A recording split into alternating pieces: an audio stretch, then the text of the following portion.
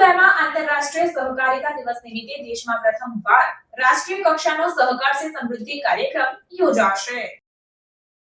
102માં આંતરરાષ્ટ્રીય સહકારિતા દિવસ નિમિત્તે તારીખ 6 જુલાઈના રોજ દેશમાં પ્રથમવાર ગુજરાતમાં મહાત્મા મંદિર ગાંધીનગર ખાતે કેન્દ્રીય સહકાર મંત્રી અમિત શાહની અધ્યક્ષતામાં રાષ્ટ્રીય કક્ષાનો સહકાર સે સમૃદ્ધિ કાર્યક્રમ યોજાશે તેમ સહકાર મંત્રી જગદીશ વિશ્વકર્માની ઉપસ્થિતિમાં ઇફકોના ચેરમેન દિલીપ સંઘાણીએ મીડિયાને વિગતો આપતા જણાવ્યું હતું।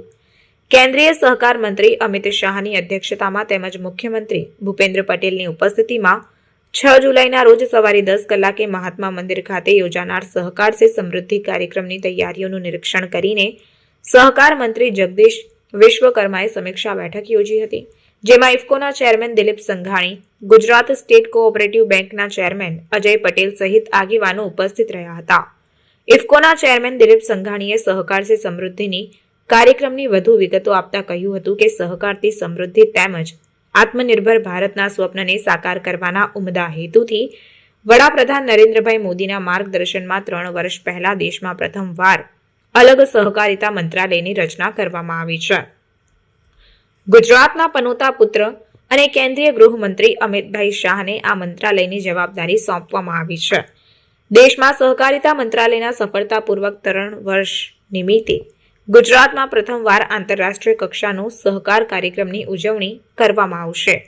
દિલીપ સંઘાણીએ કહ્યું હતું કે કેન્દ્રીય સહકારિતા મંત્રી અમિત શાહના નેતૃત્વમાં કેન્દ્ર સરકારે સહકારિતા એકરૂપતા લાવીને એક સમાન કામ કરવાના હેતુથી વિવિધ 17 ભાષાઓમાં મોડેલ બાય લોઝ તૈયાર કરવામાં આવ્યા છે, જેનો તમામ રાજ્યોએ સહર્ષ સ્વીકાર કર્યો છે, જેના પરિણામે દેશના તમામ રાજ્યો સહકારિતા ક્ષેત્રમાં નવા આયામો શરૂ કરવામાં આવ્યા છે અને સહકારિતાના અનેક ક્ષેત્રોમાં વિવિધ પ્રવૃત્તિઓના ભાગરૂપે દેશના યુવાનો માટે રોજગારીની નવી તકો ઉપલબ્ધ થઈ રહી છે। તેમણે કહ્યું હતું કે આ કાર્યક્રમમાં ગુજરાત સહિત દેશભરમાંથી અંદાજે 5000થી વધુ પ્રાઇમરીથી એપેક્સ બોડીના સભ્યો, 200થી વધુ રાષ્ટ્રીય કક્ષાના સહકારના પ્રતિનિધિઓ, દૂધ મંડળીઓ, સંઘો, સહકારી બેંકો, એપીએમસી સહિત વિવિધ સહકારી ક્ષેત્રો સાથે જોડાયેલા સંગઠનો, આગેવાનો અને સભાસદો સહભાગી થશે।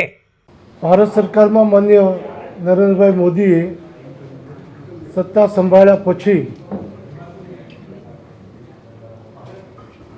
અમૃત મહોત્સવ જ્યારે ઉજવાઈ રહ્યો હતો ત્યારે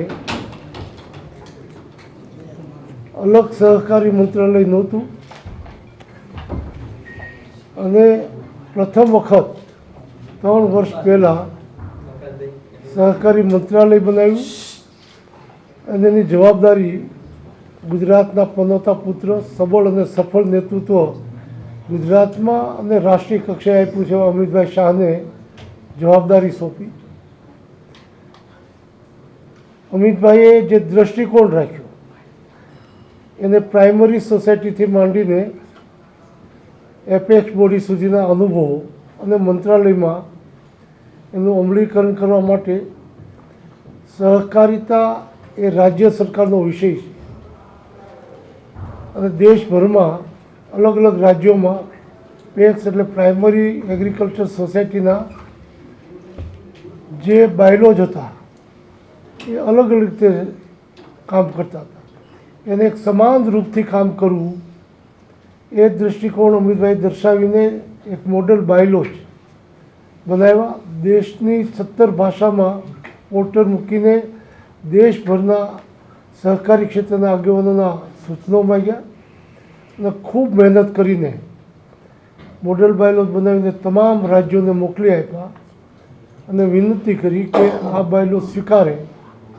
રાજ્ય સરકાર સ્વીકારે એટલે આપોઆપ રાજ્યની તમામ પેક્સને લાગુ પડે અને દેશના તમામ રાજ્યોએ સ્વીકાર્યા। એ જ અમિતભાઈનો દૃષ્ટિકોણ બતાવે કે વિવિધ રાજકીય પક્ષના વિચારવાળી સરકારોએ પણ આ બાયલોજ સ્વીકારવા જોઈએ એવું બધાને એ બાયલોજ જોઈને લાગ્યું।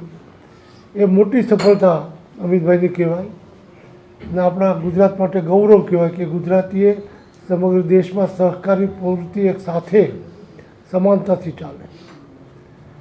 એમાં પ્રાઇમરી સોસાયટી મર્યાદિત કામ કરી શકતી હતી, એના બદલે રાજ્ય અને કેન્દ્ર સરકારની વિવિધ યોજનાઓના માધ્યમથી સહકારથી સમૃદ્ધિ આત્મનિર્ભર ભારત જેવા માન્ય પ્રધાનમંત્રીના સ્લોગનને અમલીકરણ કરવા માટે જે દૃષ્ટિકોણ અમિતભાઈએ અપનાવ્યો એની સફળતાની શરૂઆત થઈ ચૂકી છે. એવા દિવસોમાં 102 વર્ષ દેશમાં સહકારી પ્રવૃત્તિ શરૂ થઈને થવા જાય છે. 6ઠી તારીખે આંતરરાષ્ટ્રીય સહકાર દિવસ છે. એની ઉજવણી સામાન્ય રીતે દિલ્હીમાં થતી હોય છે અને દરેક રાજ્યો પોતપોતાની રીતે કરતા હોય છે. પરંતુ અમિતભાઈ જ્યારે દિલ્હીમાં બેઠા છે અને સહકાર વિભાગ સંભાળે છે ત્યારે પહેલી વખત ગુજરાતમાં રાષ્ટ્રીય કક્ષાનો સહકાર દિન ઉજવવાનો નિર્ણય કર્યો અને આ નિર્ણયની સફળતા માટે મારે અભિનંદન દેવા જોઈએ અજયભાઈ પટેલને, જીએસસી બેંકના ચેરમેનને. સંપૂર્ણ ખંભે ભાર ઉપાડીને એ કાર્યક્રમને સફળ કરવા માટે મહેનત કરી રહ્યા છે. જગદીશભાઈ વિશ્વકર્મા સરકારના સહકાર મંત્રી તરીકે એક સહકારી કાર્યકર્તા હોય એ રીતે રસ લઈને આ કાર્યક્રમને સફળ કરવા માટેના પ્રયત્નો કરી રહ્યા છે. એનસીઓ એટલે national cooperative union of India, દેશની 8.5 લાખ કોઓપરેટિવ સોસાયટીની એપેક્સ બોડી છે. એને આયોજન કર્યું છે, એનું આયોજન કર્યું છે.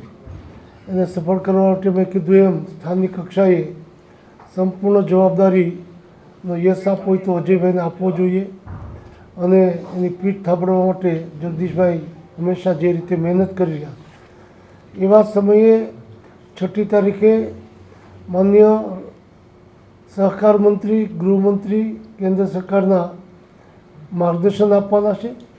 ગુજરાતભરમાં વિવિધ પ્રકારની સોસાયટીઓ, માત્ર કૃષિ જ નહીં, ફિશરીઝ હોય, બાંધકામ હોય, મહિલા હોય, ફ્લોરિકલ્ચર હોય, એમ અલગ અલગ પ્રકાર, મિલ્ક હોય, અલગ અલગ પ્રકારની પેક્સથી માંડીને એપેક્સ બોડી સુધી ના પ્રતિનિધિઓ લગભગ 5000 જેટલા અહીંયા ઉપસ્થિત રહેશે.